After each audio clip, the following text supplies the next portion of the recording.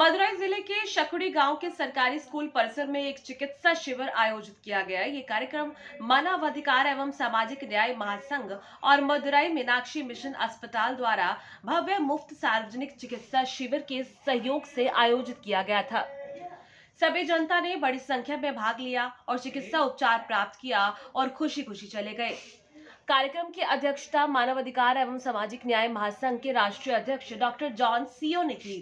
वे अधिवक्ता श्री मारी चैवलम और अधिकारी भी उपस्थित थे। राष्ट्रीय उपाध्यक्ष श्री राशिक रशीद, राष्ट्रीय डॉक्टर टीम के अध्यक्ष डॉक्टर ए.के. मुखादीन, राष्ट्रीय समन्वयक माइकल, प्रदेश अध्यक्ष श्री सेलंदारा पांडे, मीडिया और समाचार अनुभाग के राज्य प्रमुख श्री बाला धरुसु, राज्य समन्वयक श्री कुरुस्वामी, मदुरई जिला समन्वयक श्री कालिदास, शिवगंगा जिला समन्वयक आनंद कुमार ने भाग लिया और प्रकाश डाला। சொல்றேன்.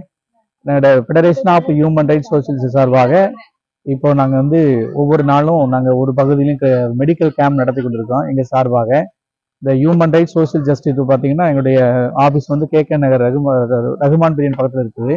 நாங்கள் மக்களுக்கு சேவை செய்கிற நோக்கத்தில் ஒவ்வொரு பகுதியாக மெடிக்கல் கேம்பு, ரத்த தான முகாம் இப்படி போன்ற சேவைகளை தொடர்ச்சியாக நாங்கள் செய்து கொண்டிருக்கிறோம்.